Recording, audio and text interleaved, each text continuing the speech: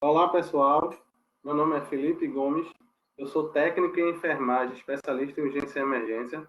Trabalho em dois hospitais universitários aqui em Pernambuco, em duas unidades de terapia intensiva, no Hospital das Clínicas de Pernambuco e no Hospital Oswaldo Cruz.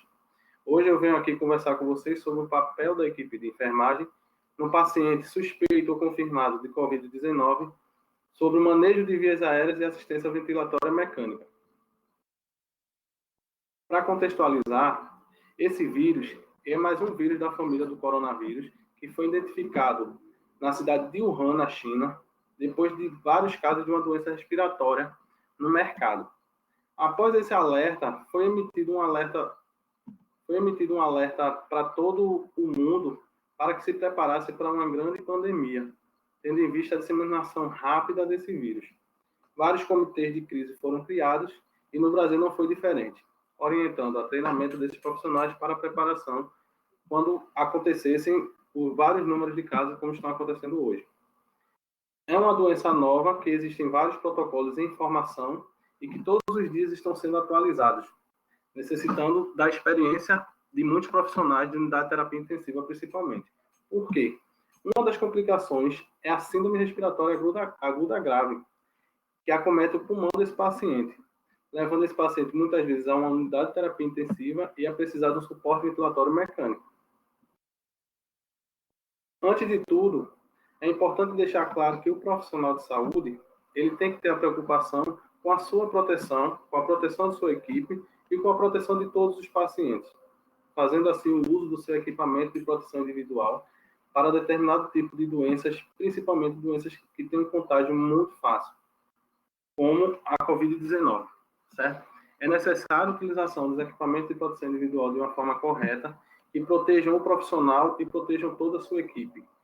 Desta forma, foi orientado que protocolos fossem criados para a paramentação e desparamentação desses profissionais que atuam com esses pacientes, para que possam, assim, minimizar os danos à equipe de saúde, aos profissionais que trabalham diretamente e indiretamente com pacientes acometidos pela Covid-19 e a outros pacientes que compartilham do mesmo serviço de saúde. Alguns equipamentos de proteção individual são específicos para tratamento de pacientes que transmitem doenças através de gotículas ou aerosóis, como é o caso da Covid-19. Uma das sequências corretas de paramentação dos profissionais de saúde é exposta aqui em duas situações. No serviço que dispõe de anticâmara, que é uma antessala antes de entrar no box do paciente ou no quarto, e os serviços que foram adaptados para receber esses pacientes.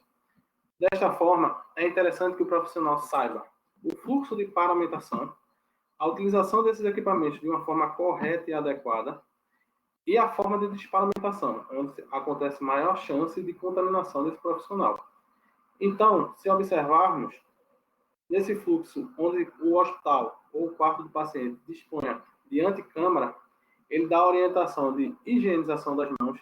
Todas as vezes que fizermos alguma colocação ou retirada de equipamento de proteção individual, assistência ao paciente com Covid-19, a higienização das mãos ela é primordial, seja ela feita com água ou sabão ou com preparação alcoólica a 70%. A utilização desses equipamentos ela deve ser feita de uma forma sincronizada, de uma forma que o equipamento esteja bem ajustado no profissional e de uma forma que, diante de qualquer cenário, seja de uma intercorrência, seja de um atendimento, ele não venha a se soltar ou a prejudicar o profissional, como uma lesão, como uma dificuldade de utilização do equipamento naquela intercorrência. Da mesma forma, a desparamentação, que demanda muito mais cuidados do que a própria paramentação. Por quê? É o momento que corre o risco de você estar com contaminação do coronavírus em algum daqueles equipamentos, e se você não tiver uma técnica cuidadosa de retirada desses equipamentos, você pode se prejudicar e virar uma fonte de contaminação, seja para você, seja para os seus colegas. Como é que esse paciente ele se apresenta? O paciente que necessita do suporte de oxigênio, de uma oxigenoterapia. É um paciente que ele não alcança uma saturação de oxigênio periférica de 94%. É um paciente que apresenta alguns desconfortos respiratórios. É um paciente que apresenta uma sonolência, uma agitação. É um paciente que está necessitando de um suporte de oxigênio para manter seus sinais vitais estáveis. É um paciente que, nesse contexto de Covid-19, ele vai ter algumas peculiaridades, como, por exemplo, no catéter de O2, esse catéter ele vai ter que ser fornecido um oxigênio seco, não vai poder ter aquela umidificação. Por quê? Porque o risco de aerosóis produzidos naquela umidificação pode contaminar toda a equipe, pode contaminar toda a área que aquele paciente está exposto. É necessário que esse paciente ele seja separado, um local separado para atender esses pacientes da Covid-19. Esse fluxo de oxigênio é recomendado pelas literaturas entre 5 a 6 litros por minuto, no máximo, seco, para se atingir essa saturação acima de 94% e melhora desses padrões respiratórios desse paciente. Como é que eu vou saber da melhora desse paciente? Através de exames laboratoriais e da clínica desse paciente. Um exame de padrão ouro é a gasometria, onde eu vou ter parâmetros do sangue arterial desse paciente, que vai me indicar se esse paciente está tendo uma oferta de oxigênio correta e uma troca entre o pulmão e o coração, de oxigênio e CO2. Com esses parâmetros e a melhora desse paciente, eu posso ter a certeza que esse suporte de oxigênio que eu estou fornecendo está sendo suficiente para as demandas desse paciente. Se esse catéter de O2 ele não for suficiente para suprir essas necessidades, eu posso fazer mão da máscara não reinalante, que é uma máscara de fluxo contínuo também, que tem uma bolsa reservatória aqui.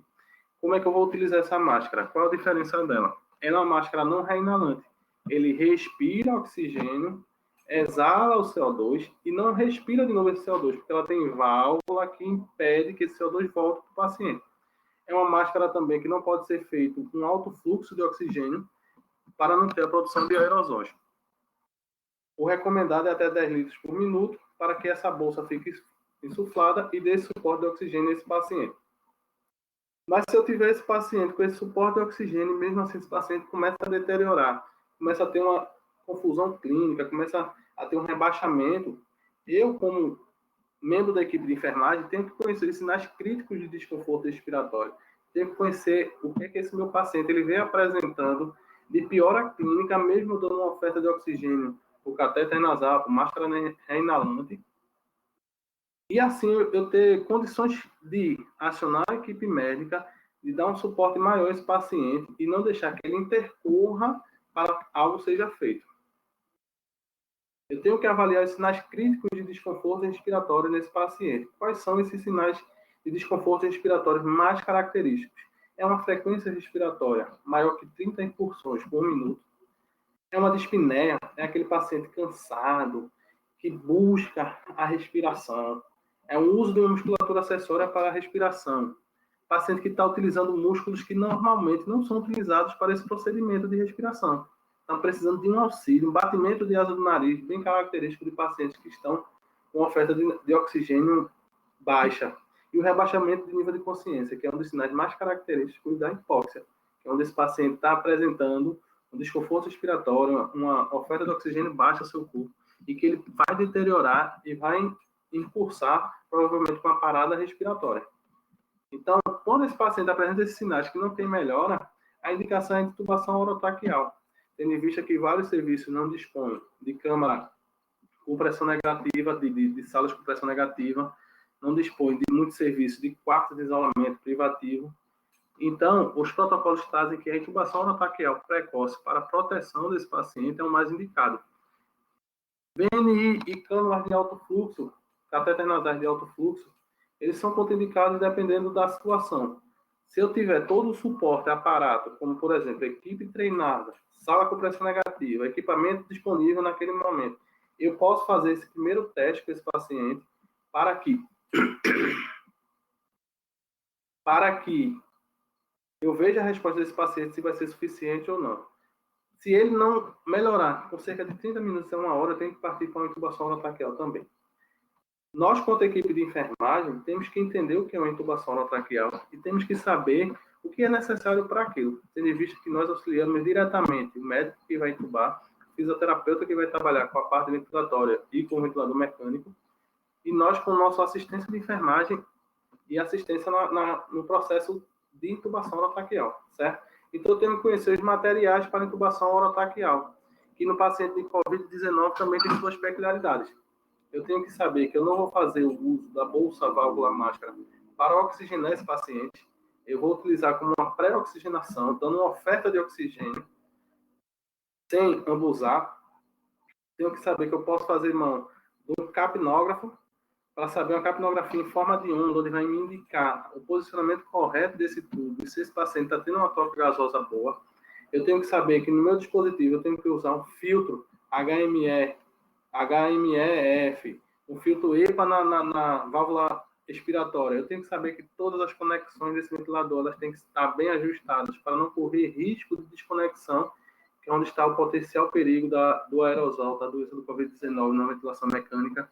Eu tenho que reconhecer um sistema de aspiração fechado que me auxilia tanto a prevenir desconexões desnecessárias e a aspiração desse paciente de uma técnica que não precisa ser estéril, que impede que aquela pressão que seja exercida no pulmão do paciente pelo ventilador mecânico ela não seja perdida com a desconexão para aspirar, por exemplo, que tem uma possibilidade de medicamentos por esse sistema de aspiração fechado. Tenho que saber que eu tenho que ter à mão um laringoscópio funcionando, que eu tenho que ter à mão tubos orotraqueais de tamanhos adequados para esse paciente, que esse tubo, a indicação do protocolo é que o médico faça a intubação sem a utilização do guia, mas se o médico tiver a situação, se o médico preferir intubar com guia, eu tenho que obstruir esse orifício desse tubo com um êmbolo de uma seringa, fazer um furo no meio e passar esse guia. Lembrando que, quanto mais pessoas da equipe tiverem habilitadas a participar desse processo de intubação orotraqueal, ele vai diminuir o risco de infecção da equipe de saúde. Ele vai poder orientar um médico que não esteja tão preparado para um procedimento desse, que ele não pode tirar a mão do êmbolo, ele tem que tirar o guia segurando o êmbolo, ele tem que ter a pinça para pinçar esse tubo na hora de conectar a ventilação mecânica do ventilador, que vai estar em stand-by ou no modo de espera. Eu tenho que ter todo o meu circuito preparado, ambu, capnógrafo, filtro. Se eu fizer mão de uma aerocâmara, eu já tenho que conectar nesse momento para fazer medicações por aerocâmara, traqueia, tenho que ter meu sistema de aspiração fechada para conectar nesse tubo. Eu tenho que ter o meu kit de via aérea difícil à mão, tendo em vista que o procedimento de intubação do paciente de COVID aconselhável é a sequência rápida de intubação. Procedimento que diminui o risco de tosse, de esforços respiratórios e de disseminação de saliva, de aerosóis, mas tem em contrapartida o risco de deteriorar o paciente muito rápido se o médico não conseguir essa via aérea avançada de tão pronto a administração das medicações. Então, meu kit de via aérea avançada ele tem que estar pronto, meu kit de via aérea difícil ele tem que estar pronto. Os protocolos trazem que, de preferência, seja o médico mais experiente, que faça a intubação e que tenha um cirurgião como segundo médico de auxílio para a necessidade de uma via aérea cirúrgica. Eu tenho que saber que eu tenho que ter medicações prontas antes de começar todo o processo, inclusive medicações no pós-intubação, seja por uma hipotensão, seja por algum tipo de choque. E tenho que entender todo esse processo, de início do processo de intubação, da sequência da intubação e no pós-intubação. Sejam eles o momento de administrar medicações. Eu só administro medicações quando todo o meu material estiver pronto. Eu verifico todos os meus materiais. Isso toda a equipe de enfermagem ela é responsável por tudo. Verificar materiais, verificar o acesso, verificar medicações. Se a equipe está pronta, é necessário uma conversa antes da equipe para todos os procedimentos que vão ser feitos e verificar quem é esse paciente, como é que esse paciente está, se vai ter como fazer essa sequência rápida de intubação, ou se esse paciente ele vai responder ao suporte de oxigênio antecipado. Após essa intubação, a confirmação que o tubo está no lugar, a fixação feita de uma maneira correta, nós, como equipe de enfermagem, temos que ter uma habilidade com os cuidados ao paciente na ventilação mecânica, seja eles os cuidados de higiene, os cuidados de mobilização, quanto aos cuidados de prevenção de infecções relacionadas à assistência também. Porque, além da Covid-19, agora ele tem uma outra porta de entrada, que é um tubo na sua garganta, que pode gerar inúmeros tipos de infecções. E nós temos a responsabilidade de tentar prevenir ao máximo que isso aconteça. O Ministério da Saúde ele lançou um caderno de prevenção de infecções relacionadas à assistência à saúde, onde ele traz alguns bândulos, que são pacotes de medidas utilizados para prevenir alguns tipos de infecção. A pneumonia associada à ventilação mecânica, é uma das infecções mais constantes na unidade de terapia intensiva e que tem como principal causa de morte a infecção bacteriana através desse tubo inserido na garganta e medidas de higiene que não são tomadas. O que é que nós podemos citar de medidas de higiene e de controle de infecção do paciente no auxílio de ventilação mecânica para a prevenção de pneumonia associada à ventilação mecânica?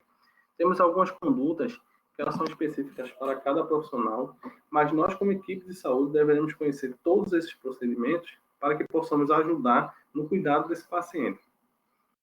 Algumas dessas condutas são elevação da cabeceira a 30 a 45 graus. É uma conduta que não gera custo, que pode ser acessível e que facilita a ventilação do paciente e diminui o risco de refluxo gástrico. Além disso, a higiene oral desse paciente da COVID-19, existe protocolo de higiene oral baseados em estudos e evidências que diminuem a carga viral e previnem contra a infecção relacionada à assistência. Nós devemos utilizar peróxido de hidrogênio para diminuição de carga viral e a clorexidina 0,12%, clorexidina bucal, para fazer a higiene desse paciente, não utilizando aquelas escovinhas, porque geram aerosóis, mas sim a gase umedecida na clorexidina e fazendo a higiene desse paciente. Certo? A verificação do filtro. Se o filtro estiver encharcado, molhado, deve ser trocado, onde a gente deve ter atenção que toda a troca do dispositivo desse paciente, depois que foi entubado, seja ele filtro, aerocâmara, circuito, existe um protocolo. Eu tenho que parar essa ventilação mecânica, pinçar esse tubo, desconectar e fazer a troca necessária que eu tenha que fazer, conectar novamente ao tubo, tirar a pinça e reiniciar a ventilação. Não posso desconectar esse ventilador funcionante. E o risco é muito grande de aerolização. Certo? Eu tenho como pressão do CAF também uma das medidas de controle de prevenção, onde o fisioterapeuta faz a aferição da pressão do CAF. Eu tenho como o teste de respiração espontânea, quando esse paciente tem uma condição de assumir a sua respiração sem o auxílio do ventilador mecânico, eu posso fazer esse teste de respiração espontânea para ver a possibilidade de extubação desse paciente, sedação, otimizar a sedonalgesia desse paciente ao mínimo possível, tendo em vista se ele tiver a possibilidade de passar no TRE e ser extubado, entre outras medidas. São importantes que todos tenham conhecimento para que, assim, a gente possa proteger esse paciente que já tem um pulmão acometido pela COVID-19 e corre o risco de ter um pulmão acometido por vários tipos de bactérias, que é o que a gente não quer. Existem outras situações no paciente da COVID-19 na ventilação mecânica que a gente vai chamar a atenção aqui um pouco. A posição de prona é uma posição indicada quando esse paciente ele não está tendo uma troca gasosa eficiente nessa posição decúbito dorsal, onde os índices gasométricos dele vêm piorando, onde a titulação de parâmetros ventilatórios já foram ajustadas e esse paciente não teve resposta. Uma das alternativas é a posição de prona, porque os estudos mostram que melhora a ventilação desse paciente, melhora a troca gasosa e aumenta as chances de sobrevida desse paciente, certo? É um procedimento que demanda a atenção de toda a equipe, que demanda um cuidado muito importante para a perda de dispositivos, demanda muito também a condição hemodinâmica desse paciente e demanda muito esse tempo que esse paciente vai passar pronado. Então, é importante que nós sejamos treinados para aprender a pronar o paciente, a supinar o paciente e a esse cuidado depois do paciente de pronado. Quando pronar esse paciente, levando todos os cuidados, seguindo todos os checklists, eu tenho que ter cuidado com esse tubo, ele tem que ser bem fixado, esse paciente ele tem que ser aspirado, otimizar os parâmetros ventilatórios desse paciente para poder executar essa manobra. No momento da manobra, uma pessoa, de preferência o médico, fica na cabeceira do paciente, segurando o tubo e girando junto com a equipe. Para quê? Para que esse tubo não mobilize e venha prejudicar ainda mais esse paciente. É interessante que todos os dias eu faço a visualização da numeração desse tubo perto da rima labial desse paciente, para que, nos meus manuseios, nos meus cuidados desse paciente, eu tenho um parâmetro para saber se esse tubo mobilizou, se ele entrou, se ele saiu. E quando eu visualizo isso, vejo que esse paciente está ventilando bem, que ele está com a numeração lá no 22, por exemplo, e eu mobilizo esse paciente. Quando eu olho, está no 24, no 25, esse paciente começou a ter um desconforto respiratório, começou a brigar com o ventilador, eu faço, opa, aconteceu alguma coisa, eu mobilizei esse tubo. Acione a equipe responsável, médico, fisioterapeuta, e a gente tenta ajustar esse paciente. Existem alguns cuidados no paciente na posição prona, como, por exemplo, de 2 em 2 horas eu tenho que estar mobilizando esse paciente, virando o rosto dele. Então, faz-se necessário que eu utilize as outras pessoas da equipe de plantão, seja fisioterapeuta, médico, enfermeiro, técnico de enfermagem, para me auxiliar nesse cuidado. Pois é grande o número de lesão por dispositivos médicos por falta de mobilização desse paciente. Então, todas as vezes que eu precisar girar o rosto desse paciente, eu preciso que alguém segure esse tubo, eu preciso verificar as conexões desse tubo, as conexões desse circuito, se eu tenho espaço para fazer esse giro desse paciente, para minimizar ao máximo a desconexão. Lembrando que o risco de aerossóis na desconexão é grande e a perda dessa pressão pulmonar que esse paciente está precisando nesse momento.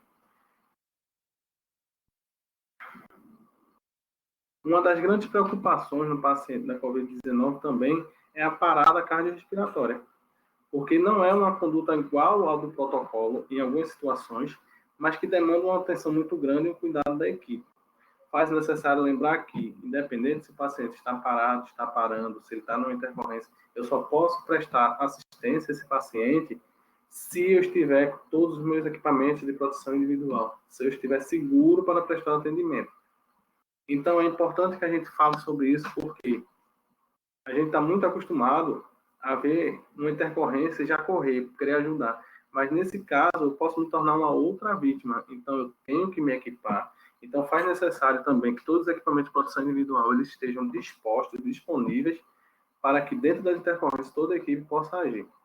Existem duas situações de parada cardiorrespiratória nesses pacientes. Um paciente que já tem uma via aérea avançada, que é aquele paciente que já vai estar na ventilação mecânica, já vai estar entubado, e um paciente que possa não ter uma via aérea avançada, o paciente que está numa respiração espontânea, o paciente que está no catéter nasal. Então, eu tenho que saber definir isso de uma forma clara e objetiva para poder prestar uma assistência correta. O protocolo diz que, a partir do momento que eu detecto uma parada cardiorrespiratória, eu aciono a minha equipe, peço o carro de emergência e inicio as manobras de ressuscitação cardiopulmonar.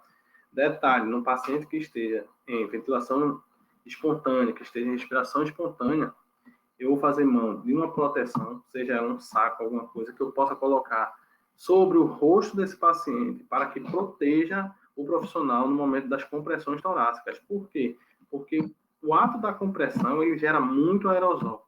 E os aerosóis eles podem ficar disseminados ao ar e contaminar toda a equipe. Então, eu faço isso para me proteger e inicio minhas compressões torácicas, até que toda a equipe chegue e a gente possa dar continuidade ao atendimento.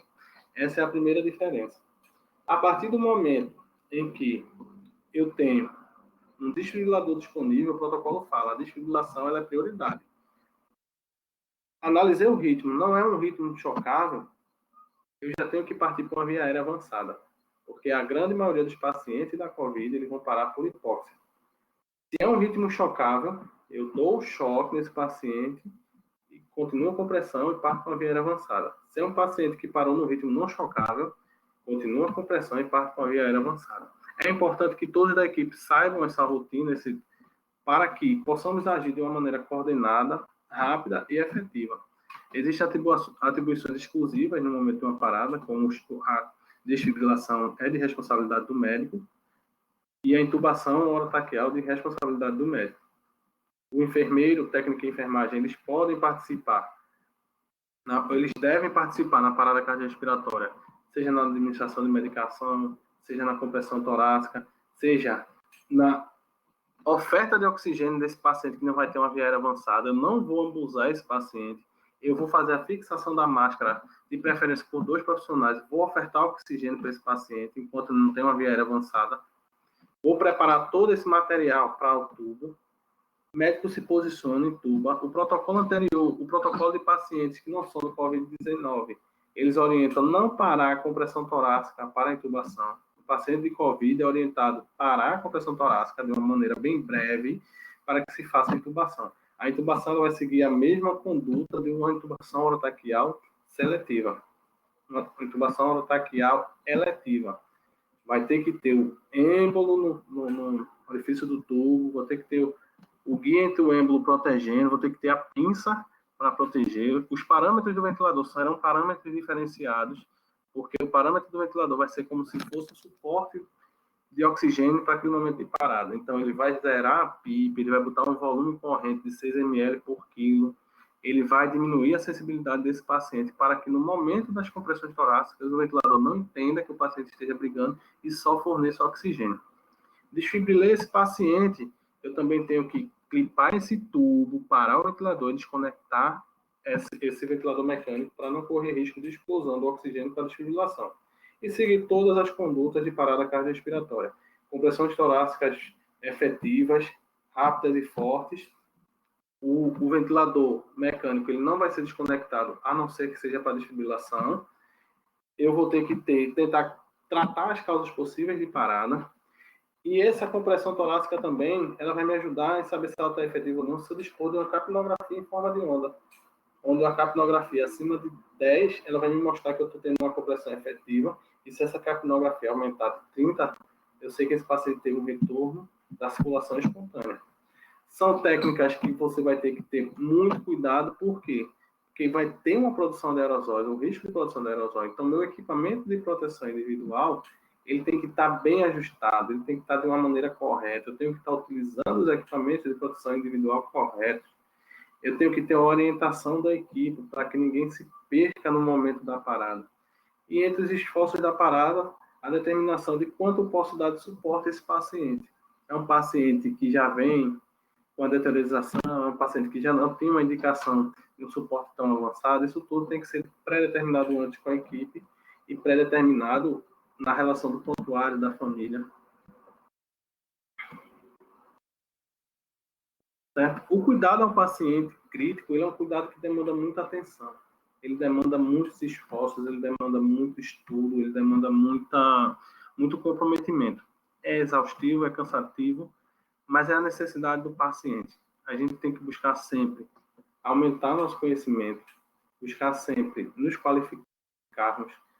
As unidades de saúde têm que investir nos seus colaboradores para que possamos enfrentar momentos difíceis como esse da Covid-19 e possamos superar esses momentos e sairmos mais fortes, para que nós possamos, dentro de todo esse contexto, contribuir na vida das pessoas e contribuir para uma sociedade, aumentando a qualidade da assistência, melhorando a qualidade da assistência, buscando colaborar com as outras pessoas, com as outras áreas, interagindo entre as equipes, porque é importante essa assistência voltada ao paciente crítico nesse momento de difícil conduta.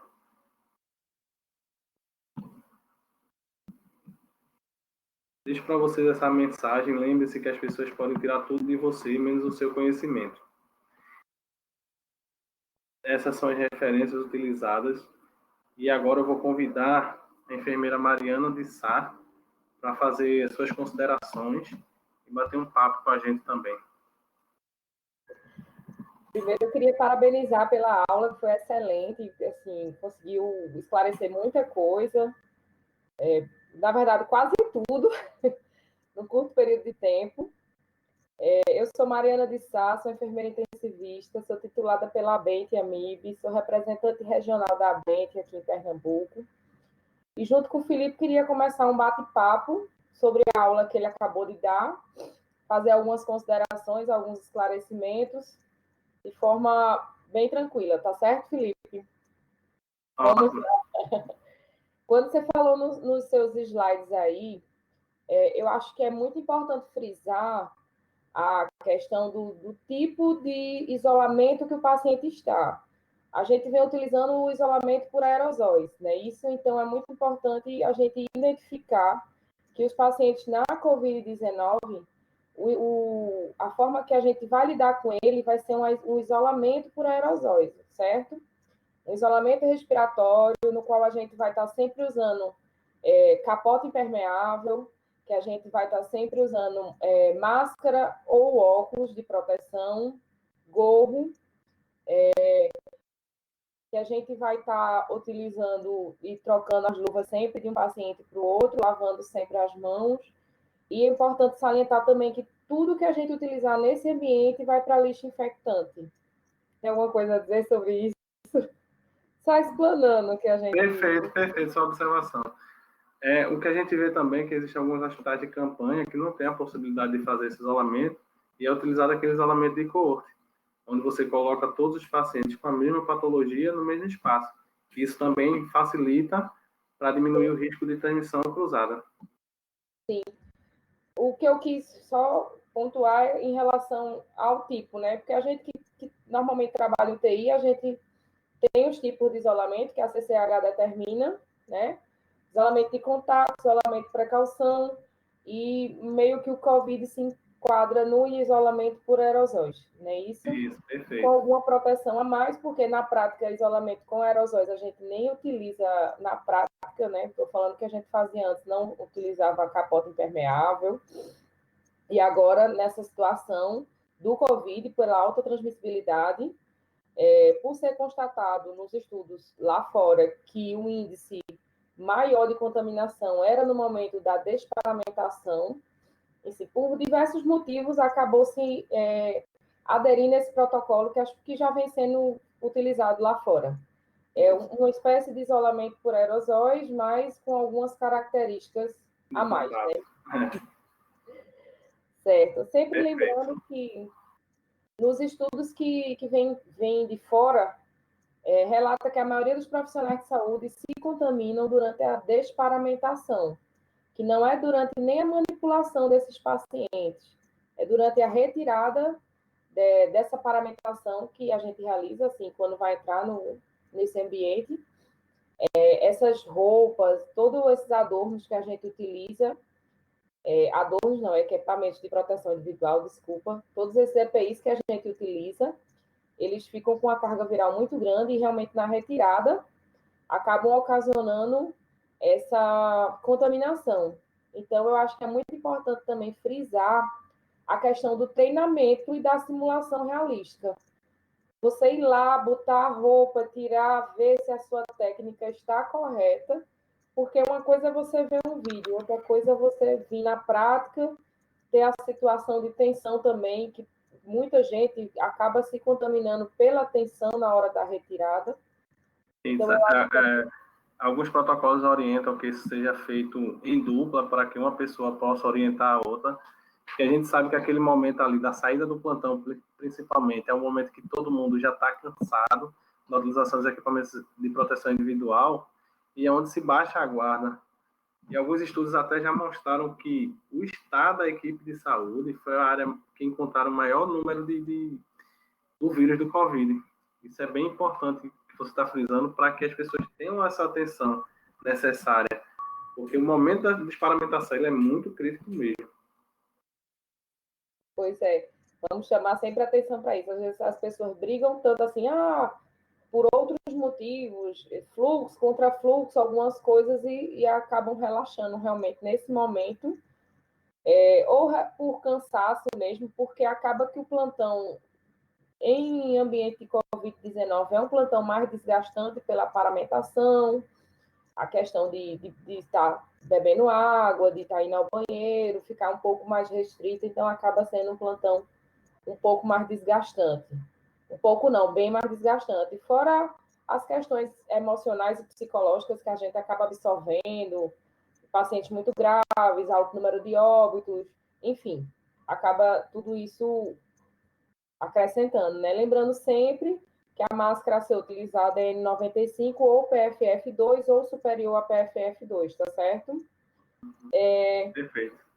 Quando você falou também dos sinais clínicos, assim, que indicam a intubação, eu acho muito importante salientar também que é uma coisa que a gente, lógico, a clínica sempre vai ser muito importante, está sendo observada, mas eu acho que a saturação alvo, assim, passou-se algum tempo, não conseguimos segurar uma saturação alvo acima de 90%, é um indicativo também para essa intubação. Lógico, gostei, você pontuou muito bem a questão dos sinais clínicos, porque é isso, no fundo, que a gente tem que aprender, porque muitas vezes a gente não vai ter... Não vai dispor de uma saturação de oxigênio, né? Ou às vezes tem e ele não funciona, né, Felipe? Verdade. Então, é muito importante. Só acrescentando que também, para nos ajudar, a questão de atingir a saturação alvo é muito A importante. meta, né? Verdade. Vamos lá. Você utilizou o termo ambuzar, mas você não explicou, né? Então, vamos lá. Isso. A questão do ambu, quando a gente utiliza, é muito particular no Covid-19. O fato de quando a gente usa o ambu, seja na máscara ou seja diretamente ligado ao tubo, eu estou falando isso, Felipe, porque muita gente, eu estou falando por mim como gestora, estou recebendo muita gente do contrato que não tem a mínima experiência em UTI, então seriam termos novos, então só para explanar melhor. Acaba que a gente sempre está gerando uma pressão positiva ali, apertando aquele ambu, né, para ventilar o paciente. No caso específico dos pacientes com Covid-19, a gente não vai estar podendo fazer isso. O ambuzar, que a gente chama normalmente. Então, sempre muita atenção no manejo do paciente Covid-19 e não estar apertando aquele ambu. Botou a Isso. Eu vou máscara. só ofertar o oxigênio, não vou ventilar ele através da bolsa válvula mágica. Exatamente, perfeito, Felipe. Então, sempre só se preocupar bem antes da intubação, com vedar bem a máscara, certo?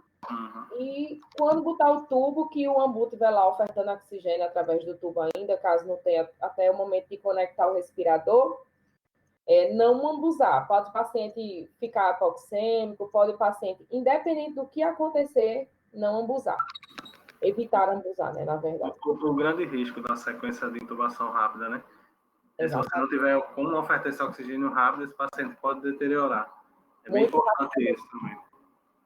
Outra coisa que eu queria só também pontuar, quando você fala sobre intubação precoce, eu acho que é muito importante a gente pontuar que a gente não vai fazer como usualmente a gente faz na UTI.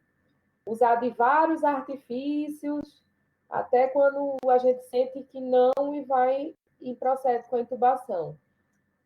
Os estudos também demonstram que a intubação precoce no paciente de Covid-19 não é precoce que é sair intubando todo mundo, não, gente.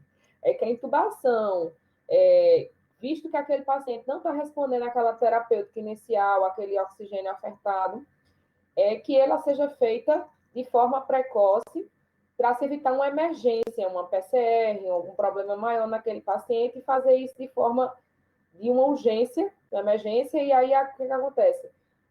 A gente vai, o paciente corre mais riscos e a equipe também acaba correndo mais riscos, porque vai se paramentar e o paciente vai esperar mais, enfim. Então, a intubação precoce tem se mostrado como o melhor desfecho na mortalidade dos pacientes de Covid-19. Tem alguma coisa aí a acrescentar, Felipe? Não, ótimo, perfeito o que tu está falando. Quando tu fala em alguns recursos que a gente não pode tomar mão, como uma VNI, por exemplo, né? Existem vários critérios para poder se utilizar, se possível, uma VNI e num curto período de tempo para ver se tem uma resposta. Mas como a gente sabe que a grande maioria dos hospitais eles não dispõem de uma sala com a pressão negativa, com bipapes de 2 vias e coisas desse tipo, e uma equipe preparada para trabalhar com pacientes produtores de aerossol, o aconselhável é essa intubação precoce para uma ventilação protetora desse paciente, tendo visto que é uma doença que acomete muito a parte pulmonar do paciente. Muito boas suas observações. E aqui eu volto também uma coisa quando você começou a dar aula, que eu acho que é muito importante a gente estar frisando, desde a paramentação, a questão de prona, a questão de PCR, é a realização dos treinamentos com simulação realística. A gente vive bem isso de perto, né, Felipe? Em uma das instituições que a gente trabalha, e eu costumo dizer, na minha opinião, principalmente em relação à Covid, o treinamento mais efetivo. Porque a gente, na prática, não pode estar treinando, que é muito arriscado, e quando você põe a mão na massa mesmo, pronando um colega seu, treinando uma massagem, como seria num boneco, enfim. A simulação realística hoje em dia, eu acho que é o treinamento assim que a gente consegue, não precisa ter só o boneco, não. Eu já fiz treinamento lá no Otávio, entre a gente mesmo, e assim, mas o colocar a mão na massa, botar o capote, tirar o capote, ver como a gente vai se posicionar, ver como a gente vai ligar o SAF, o filtro, o sistema de respiração fechado, onde a gente vai colocar o filtro, como a gente utiliza a pinça. E é muita informação para você não tentar botar a mão na massa naquilo antes. Você vai se sentir bem mais seguro se você fizer esse treinamento antes. Você se aproxima ao máximo da realidade, num cenário controlado, onde você tem a chance de errar e poder praticar novamente. Exatamente. E você pode acrescentar, ver o que é que poderia ser mudado naquilo, o que é que dá certo, o que é que não dá. E você, muitas vezes, falando no cenário de uma parada cardiorrespiratória, por exemplo, você consegue se identificar em que posição da parada você colabora mais, você contribui mais. É o que eu acho mais interessante da simulação realística, é isso, que você consegue se identificar dentro daquele cenário para que numa atividade real você possa produzir de uma forma bem melhor. É verdade. Eu sou fã desde sempre, desde o início da minha formação. E eu acho que na Covid-19 a gente tem que estar bem, assim, bem ligado à questão da simulação. Vou passar para outro ponto agora. Tá ótimo suas observações. A gente também é importante, no momento da intubação, que pelo fato da gente utilizar bloqueadores neuromusculares, enfim, medicações que depreciam rapidamente o paciente, a autonomia respiratória, a gente tem os antídotos. Existem também antídotos para aquelas medicações, então, assim, em caso de. Enfim, a gente precisa ter à mão. A indicação vai ser médica, mas a gente, de certa forma, precisa estar, quando Tem que ter o conhecimento. ter o conhecimento de quais são e se ele tiver na sua instituição, ter ele ali pronto. Por que não? Eu acho que é muito importante. A segunda parte sempre no momento, essa pressão acaba caindo muito nessa indução, né? A gente faz a analgesia, o hipnótico e o bloqueador. Então, de preferência, deixa ali um soro, um cristalóide aberto, deixa uma nora preparada, porque acaba que a hipotensão às vezes é muito rápida e daqui que a gente prepare e conecte alguma coisa. Quando a gente dispõe de uma equipe maior, a gente já tem um pessoal pronto para preparar, mas a gente sabe que ultimamente as equipes estão bem reduzidas para assistência de muitos pacientes críticos, né?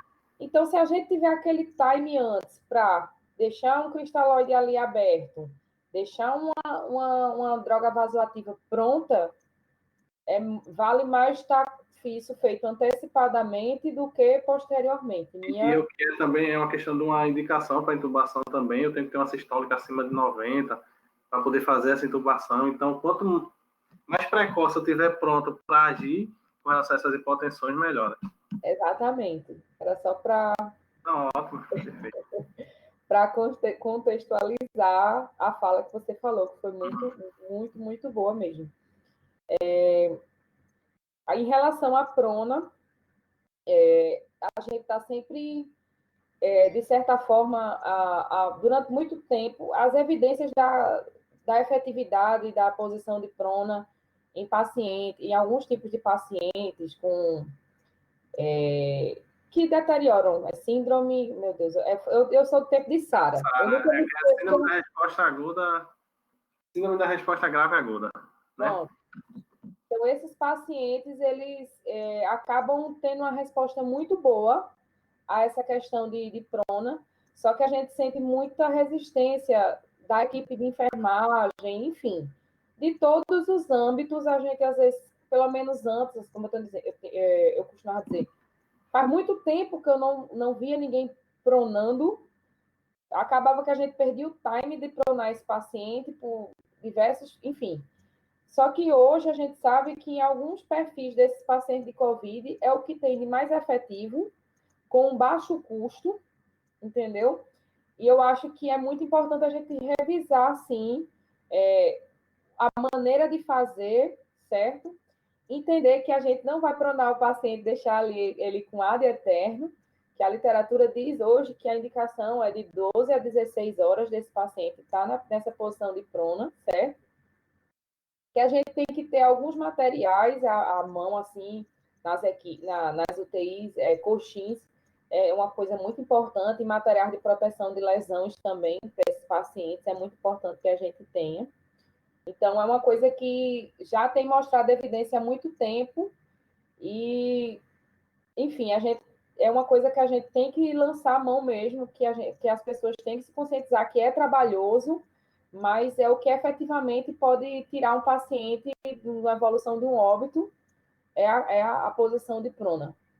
Tem alguma coisa a falar sobre isso, Felipe? A importância de reposicionar esse paciente a cada 2 horas, porque com esse aumento de quantidade de pacientes pronados, ficou claro que alguns dispositivos médicos eles causam lesão muito fácil. Então, se a gente da equipe de enfermagem não atentar para esse reposicionamento, o paciente ele vai melhorar do pulmão, mas ele vai ter muitos outros problemas causados pela posição de prona. Essa questão das iatrogenias, né? Realmente é muito importante. O paciente ele vai estar bloqueado, então, assim, é muito importante que a gente esteja mexendo ali o membro, tentar sempre deixar ele da forma mais confortável, porque ele pode estar todo troncho numa situação, mas ele não vai conseguir sinalizar, a gente não vai ver os sinais claros que normalmente a gente visualiza de dor, e aí é muito importante que a gente esteja atento sempre a deixar de uma forma mais confortável e tá descomprimindo e tendo cuidado com os dispositivos também para não causar nenhum tipo de iatrogenia nesse paciente. Outra coisa só que eu também queria contextualizar, sempre que realizar intubação ou colocar um paciente em prona ou for supinar ele, a gente sempre colocar próximo o carrinho de parada. Eu acho que é muito importante a gente... são momentos críticos dentro da terapia intensiva e para o paciente, que vem ser muito importante a gente estar com aquele carrinho de parada próximo. Acredito que você concorde comigo. Inclusive, a indicação desse kit de intubação do paciente Covid é ficar em cima do carrinho de emergência já para você já ter mão disso aí, né? Existem alguns, eu acho, poucos serviços que eles são desmembrados, o DEA, o carro de emergência e o kit de intubação, mas na grande maioria é indicado que eles sejam juntos, porque você pede o carrinho, já vai ter tudo à mão, né? Tudo vem junto, tudo pronto. É verdade. Sempre lembrar, gente.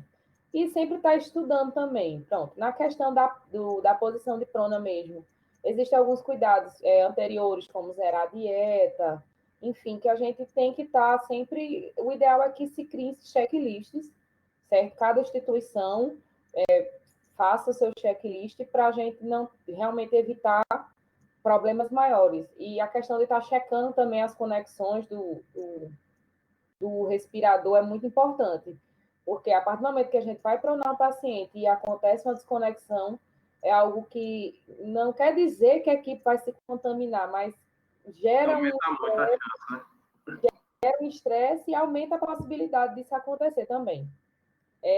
Sempre se familiarizar com a questão do êmbolo da seringa de 20, ver como coloca, se familiarizar com ele antes, deixar alguns prontos ali à mão, também se familiarizar com pinças, de certa forma, na medida do possível que elas estiverem disponíveis, entender como cuidado com pinçar o tubo com aquelas pinças que tem dentinho, para não furar, tá protegendo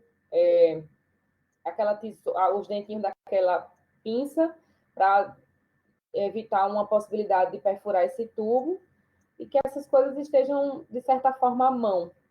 Providenciar antes, ter sempre esse cuidado antecipado. Eu acho que é essa a mensagem que a gente deixa, assim, em relação ao manejo de vias aéreas e assistência ventilatória por parte da equipe de enfermagem.